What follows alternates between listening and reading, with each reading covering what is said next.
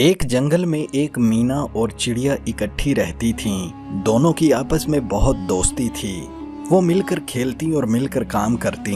एक दफा चिड़िया उड़ते उड़ते दूर जा निकली। उसे प्यास लगी तो वो एक पहाड़ से बहते हुए चश्मे से ठंडा पानी पीने लगी। इसी दौरान पहाड़ से चंद कतरे उसकी चोंच पर आ पड़े। उसे अपनी चोंच भारी भारी महसूस होने लगी।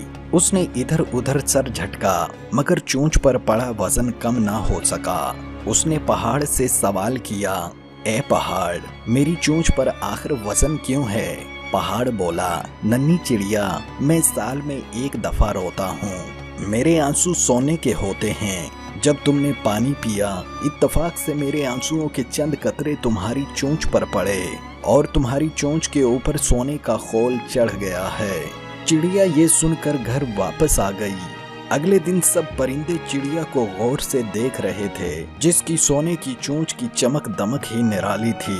चिड़िया से सब सोने की इस चोंच का राज पूछ रहे थे। चिड़िया भोली भाली सारी कहानी सुना देती है। जंगल में चिड़िया सोने की चोंच वाली मशहूर हो गई। सब उसकी खूबसूरती की तारीफ करने लगे। बाकी तमाम छोटे परिंदे भी चिड़िया से दोस्ती के ख्वाहिशमंद हो गए। मगर मीना को ये बात पसंद न आई। उसे चिड़िया की शोहरत से हसद होने लगा। उसे अपनी काली चोंच सख्त बुरी लगती। वो चुपके चुपके कई बार उस पहाड़ के नीचे गई। सारा दिन गुजर जाता मगर ना पहाड़ आंसू बहाता और ना ही मीना की चोंच सोने की बनती। वो हर वक्त इसी फिक्र में रहती कि या तो मेरी चोंच सोने की हो जाए या चिड़िया की सोने की चोंच खो जाए। चिड़िया मीना की हसद भरी नजरों से बेखबर थी। एक दिन मीना चिड़िया के घर आई और बोली, चिड़िया बहन, किसी जमाने में हम दोनों में किस कदर प्यार था, मगर जब से तुम्हारी चोंच सोने की बनी है, तुमने तो मुझे भुला ही डाला। चिड़िया बोली, मीना, कैसी बातें करती हो? मेरी चोंच जरूर सोने की बन गई है, मगर मैं नहीं बदली हूँ। तुम दिल बुरा मत करो। मीना बोली, अगर ये बात है तो कल रात का खाना तुम मेरे साथ खाओ। मिलकर खूब बातें करेंगे, खेलेंगे और पेड़ की शाखों पर झूला झूलेंगे। चिड़िया ने कहा, जरूर, कल मैं शाम को ही तुम्हारे यहाँ आऊंगी। मीना चिड़िया से वादा लेकर उड़ गई और सीधी लोमड़ी के पास जा पहुंची, जो इलाज मुआवजा करती थी। लोमड़ी ने मीना को देखकर कहा, आओ मीना, कैसे आना हुआ? कहीं बीमार तो नहीं हो? मीना बोली कि मैं कई दिनों से सो नहीं सकी, न जाने मेरी नींद कहाँ खो गई है। मेहरबानी फरमाकर मुझे नींद की दवा दे दें ताकि मैं खूब सो सकूं। मीना लोमड़ी से नींद की दवा लेकर घर पहुंची। दवाई को घोंसले के एक कोने में रखा और खुद गहरी नींद सो गई। अगले दिन चिड़िया के आने से पहले ही मीना ने 2-3 किस्म के अच्छे खाने चिड़िया के लिए तैयार किए। उन्हें शीशे की प्लेटों में सजाया। खाने में लोमड़ी की दी हुई नींद की दवाई शामिल कर दी और काम खत्म करके चिड़िया का इंतजार करने लगी। बेचारी चिड़िया नदी पर जाकर खूब नहाई, पैरों में कंघी की, आंखों में सुरमा लगाया और अपनी सोने की चमकती हुई चोंच को खूब चमकाया और मीना की तरफ चल पड़ी। रास्ते में बी बकरी से फूल लिए तो बी बकरी बोली, वाह चिड़िया, आज तो पूरी ही सोने की लग रही हो। कहाँ जा रही हो? चिड़िया ने मीना की दावत के बारे में बताया और फूल लेकर चल दी। रास्ते में एक दरख्त पर जुगनू मियाँ नींद के मजे ले रहे थे। चिड़िया ने उनके कान के पास जाकर जोर से चूं चूं की तो वो एकदम से डर कर जाग गए। चिड़िया हंस दी और जुगनू को ताकीद करने लगी कि रात को वापसी पर मीना के घर से मुझे मेरे घर तक पहुंचा देना, क्योंकि रास्ते में अंधेरा हो जाएगा। जुगनू ने चिड़िया से वादा कर लिया और चिड़िया खुशी खुशी मीना के घर जा पहुंची। दोनों सहेलियां बहुत प्यार से मिलीं, काफी देर बैठकर बातें करती रहीं।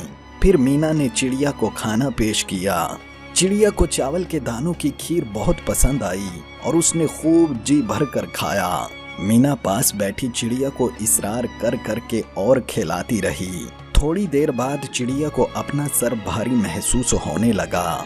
आंखें नींद से भरने लगीं। चिड़िया ने पर हिलाकर उड़ना चाहा, मगर नींद की दवाई असर कर चुकी थी और चिड़िया बेहोश हो गई।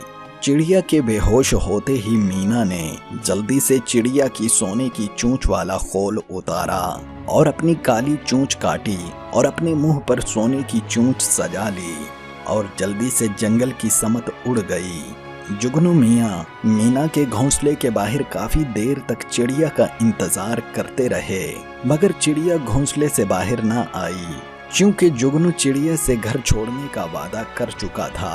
अब वो किसी सूरत अपना वादा नहीं तोड़ना चाहता था, क्योंकि किसी से भी वादा करो तो हमेशा पूरा करो। इसीलिए वो मीना के घोंसले का दरवाजा खटखटाने लगा, लेकिन अंदर से कोई जवाब न आया।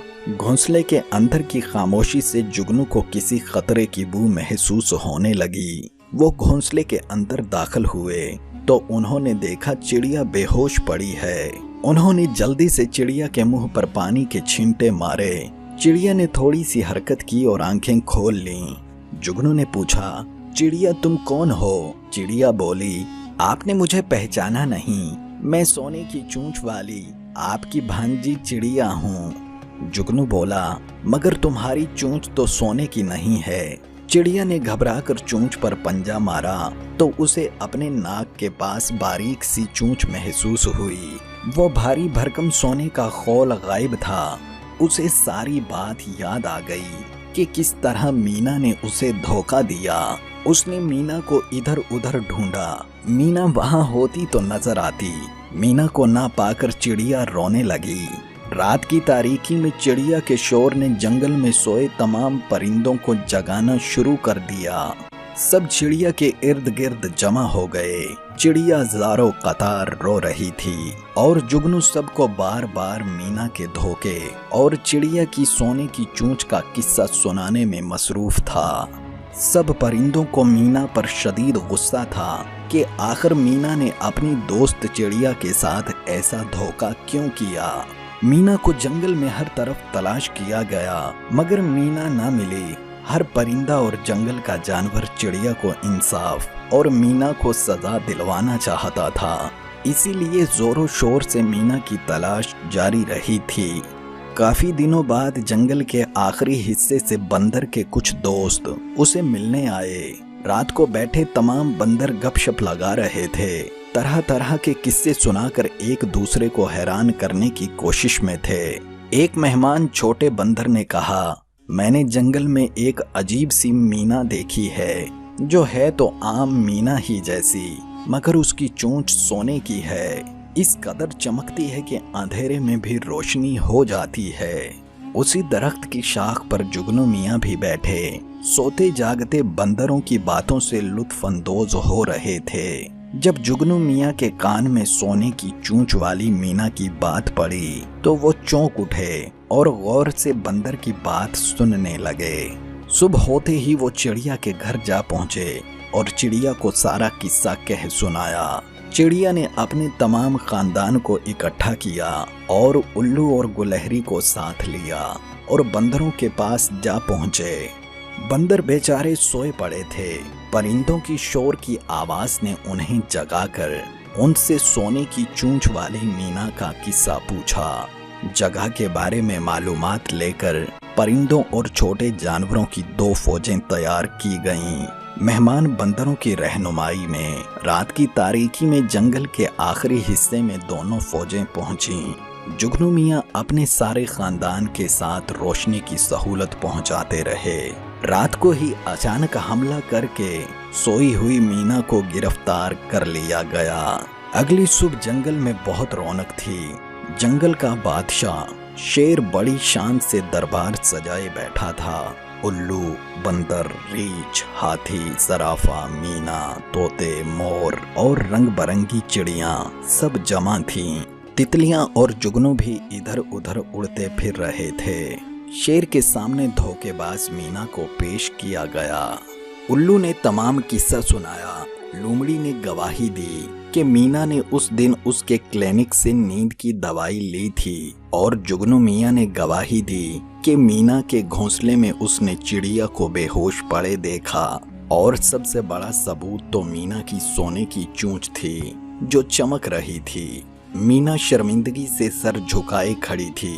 तमाम परिंदे शेर बादशाह से चिड़िया को इंसाफ दिलाने की दरख्वास्त कर रहे थे। शेर ने तमाम गवाहियां सुनकर चीते और हाथी से मशवरा किया और लोमड़ी से कहा कि मीना की सोने की चोंच उतार कर अभी चिड़िया को वापस लगा दो।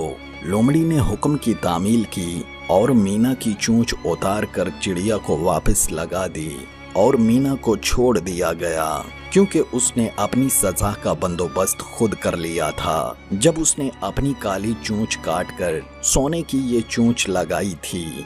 अब मीना पूरे जंगल में शर्मिंदा शर्मिंदा सी बगैर चोंच के फिरती है, न ठीक तरह से दाना चुग सकती है और न कीड़े मकोड़ों का शिकार। अब उसे अपनी हरकत पर बहुत अफसोस है, मगर अब पछताए क्या होत जब चिड़िया चुग गई खेत।